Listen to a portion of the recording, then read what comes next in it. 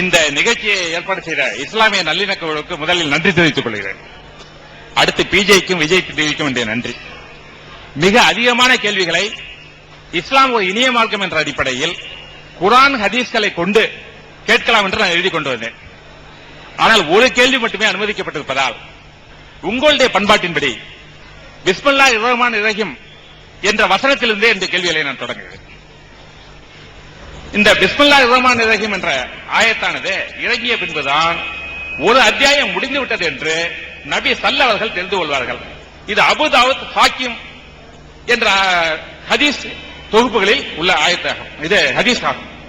இதை அறிவித்தவர் இப்னு அப்பாஸ். இந்த ஆயத்தை பற்றி சொல்லும்போது இதில் 2 கேள்விகள் எனக்கு எழுகின்றன, 2 ஐயப்பாடுகள். முதல் ஐயப்பாடு, ஒரு ஆயத்து முடிந்து, ஒரு சூரா முடிந்து அடுத்த சூரா தொடங்கும் பொழுது இந்த பிஸ்மில்லாஹிர் ரஹ்மானிர் ரஹீம் இறங்கியதிலிருந்து தான் முதல் சூரா முடிந்து விட்டது என்பதை நபிகள் புரிந்து விட்டார்கள் என்றால் 8வது சூரா முடிந்து 9வது சூரான அத்தௌபா தொடங்கியதை நபிகள் நாயகம் எப்படி அறிந்து கொண்டார்கள்? ஏனென்றால் அத்தௌபாவில் பிஸ்மில்லாஹிர் ரஹ்மானிர் ரஹீம் தலைப்பில் இல்லை. இரண்டாவதாக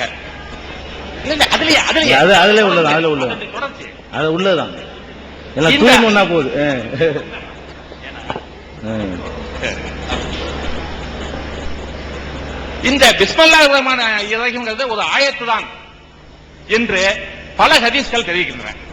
ஆனால் இங்கு பதிப்பிக்கப்படக்கூடிய எந்த குர்ஆனிலும் பிஸ்மில்லாஹிர் ரஹ்மானிர் ரஹீம்க்கு ஆயத்து எண் கொடுக்கப்படுவதில்லை. இது ஏன்?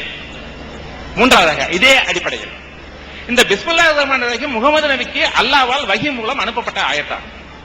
ஆனால் இதற்கு பல நூறாண்டுகளுக்கு முன்னாலே சுலைமான் நபி எழுதிய ஒரு கடிதத்தின் தலைப்பில் இந்த பிஸ்மில்லாஹிர் ரஹ்மானிர் ரஹீம் என்ற வசனம் இருப்பதாக குர்ஆனில் சூரா 27 ஆயத்து 30 நமுல் அல்லது எறும்பு என்று சொல்லப்பட்ட அந்த சூறாவில் இந்த தகவல் சொல்லப்பட்டிருக்கிறது.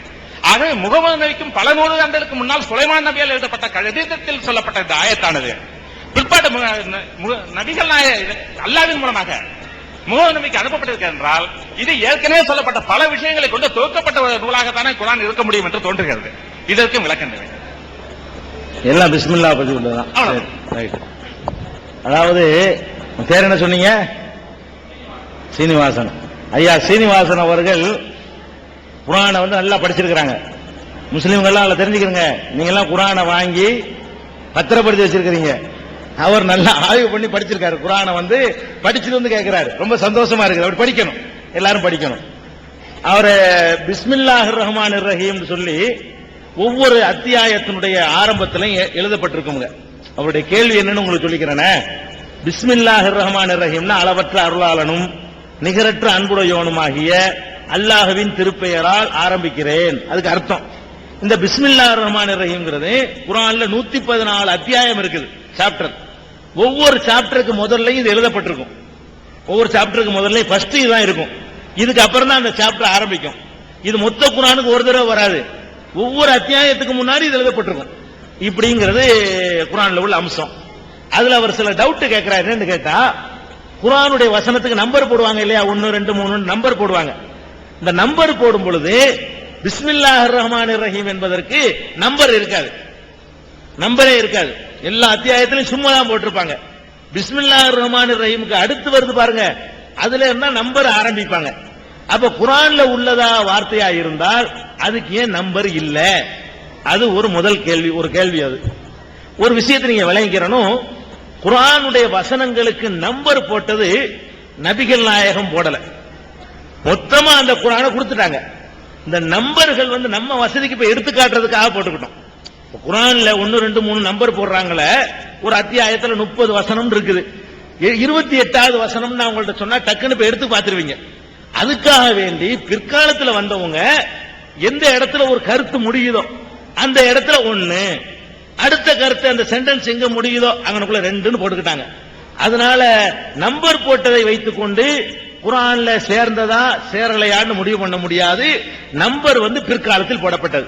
நபிகள் நாயகம் காலத்தில் எழுதப்பட்ட குர்ஆன் இன்றைக்கு வரைக்கும் அந்த நபிகள் நாயகத்துக்கு அடுத்த தலைமுறை அபூபக்கர் சித்திக் அவங்க காலத்தில் எழுதப்பட்ட குர்ஆன் தாஷ்கண்ட்ல, ரஷ்யாவுல தாஷ்கண்ட் இருக்கு இல்லையா, அங்க உள்ள மியூசியத்திலையும் துருக்கியில உள்ள இஸ்தாம்பூல்ல உள்ள மியூசியத்திலையும் அது பாதுகாக்கப்பட்டிருக்கு. அந்த குர்ஆன்ல வசனங்களுக்கு நம்பர் கிடையாது. அதனால பிஸ்மில்லாஹ்ல சேர்ந்ததுதான் இப்ப நம்பரை சொல்வதற்கு போது பிஸ்மில்லா விட்டுட்டு போட்டவங்க போட்டாங்களே தவிர அதனால அது குர்ஆன்ல சேர்ந்தது இல்லைன்னு சொல்ல முடியாது. நபிகள் நாயகம் எழுத சொன்ன அந்த குர்ஆன்ல பிஸ்மில்லா இருந்தது ஒண்ணு, நம்பரை வச்சு சொல்ல முடியாது. அடுத்து ஒரு கேள்வி கேட்கிறாரு, 114 அத்தியாயத்துல ஒரு அத்தியாயத்துக்கு பிஸ்மில்லா இருக்காது. 114 அத்தியாயம் குர்ஆன்ல இருக்குது.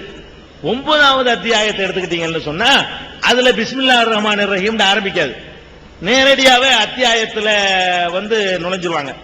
அப்ப அவர் கேட்கிறாரு, இந்த ஒண்ணுல மட்டும் ஏன் இல்ல, அத்தியாயங்களை பிரித்தறிவதற்குத்தான் இந்த ஏற்பாடு என்று சொன்னா அந்த இதுல எதுக்கு எழுதப்படல அப்படின்னு கேட்கிறார். அதாவது குர்ஆனுடைய அத்தியாயங்களை பிரித்தறிவதற்கு அடையாளமாகத்தான் பிஸ்மில்லா வந்துச்சுங்கிறதே சரியான அறிவிப்பு இல்ல. ஒரு நூலை அவர் குறிப்பிட்டிருக்கிறாரு, அதனுடைய காரண காரியங்களோடு அவர் விளங்கிறதா இருந்தா திருமறையின் தோற்றுவாயின்னு ஒரு நூல் இருக்குது, அதுல அதுக்கு பதில் இருக்குது. பதிலே நீங்க படிச்சிருப்பே நினைக்கிறேன். அதுலயே அந்த திருமறையின் தோற்றுவாயின்னு ஒரு புக் நானே எழுதியிருக்கிறேன். அதுல இந்த கேள்விக்கான பதில் விரிவா இருக்கு. அந்த புஸ்தகம் உங்கள்ட்ட இருக்குதா? அதை படிச்சிருக்கிறீங்க, அதுல விடையும் இருக்குது. அதுல இந்த கேள்விக்கெல்லாம் விடை அந்த புஸ்தகத்துல இருக்குது. நீங்க ஒரு பகுதி படிச்சிருக்கேன்னு நினைக்கிறேன், இன்னொரு பகுதியில் அது விடை இருக்குது, அதை தெரிஞ்சுக்கணும். அதே மாதிரி நம்லு என்ற எறும்பு என்ற அத்தியாயத்துல இடையிலேயே பிஸ்மில்லான்னு வரும். சாலமன் ஒரு மன்னர் இருந்தார், சாலமோன், சுலைமான் என்று நாங்க சொல்லுவோம், கிறித்தவர்கள் சாலமோன் என்று சொல்லுவாங்க. அவரு அண்டை நாட்டில் உள்ள ஒரு ராணிக்கு கடிதம் எழுதுவார். கடிதத்துடைய துவக்கத்திலே பிஸ்மில்லாஹிர் ரஹ்மானிர் ரஹீம் எழுதுவார் அப்படின்னு குர்ஆன்ல சொல்லப்படுது. அப்ப பிஸ்மில்லாங்கிறது இவருக்கு வந்தது மட்டும் இல்லையே, இதுக்கு முன்னாடியே நபிகள் நாயகத்துக்கு முன்னாடியே சாலமோன் சொல்லி இருக்கிறாரு, அது எப்படி இவருக்கு வஹி மூலம் வந்ததா இருக்க முடியும்ன்றது ஒரு கேள்வி கேட்கிறாங்க. சாலமோனுடைய மொழி அரபி மொழி கிடையாது, முதல் விளங்கிக்கணும். சாலமோன்கிறவர் அவர் அபுராணி, அதாவது ஹிப்ரு மொழிய தாய்மொழியா கொண்டவர் தான் சாலமோன், தாவீது ராஜாவுடைய மகன், தாவூதுடைய மகன். அவர் அரபியில் இதை சொல்லியிருக்க மாட்டாரு, இந்த கருத்துப்பட அதை கடிதத்தில் எழுதிப்பார், அவருக்கு தெரிஞ்ச லாங்குவேஜ்ல. சாலமோன் காலத்துல அரபு மொழிய உலகத்துல கிடையாதுன்னு சொல்ல போனா, சாலமோன் மன்னருடைய காலத்துல உலகத்துல அரபு மொழி கிடையாது. அப்ப சாலமோன் கடிதத்தில் அவர் இந்த தமிழ்ல அளவற்ற அருளாளனும் நிகரற்ற அன்புடையவனுமாகிய அல்லாஹ்வின் திருப்பெயரால் நான் தமிழ்ல சொல்றேன் பாருங்களேன், அந்த மாதிரி சாலமோன் ராஜா அவர் பாஷையில இந்த கருத்தை எழுதியிருப்பார். அப்படித்தான் அந்த வசனத்துக்கு பொருளே தவிர பிஸ்மில்லா அரபு மொழியே இல்லாம இருக்கும்போது அவர் பிஸ்மில்லா எழுதியிருக்க முடியாது. அது அப்படித்தான் நம்ம புரிஞ்சுக்கிறேன்னு, அதுல குழப்பம் இல்ல. மேலும் உங்களுக்கு அந்த புஸ்தகத்தில் விரிவான விளக்கம் இருக்குது. அவர் கேட்டது உள்ள சந்தேகத்துக்கெல்லாம் திருமறையின் தோற்றுவாய் என்ற நூல்லையே விரிவான விளக்கம் கொடுத்திருக்கிறோம், அதுல தெரிஞ்சுக்கிறோம்.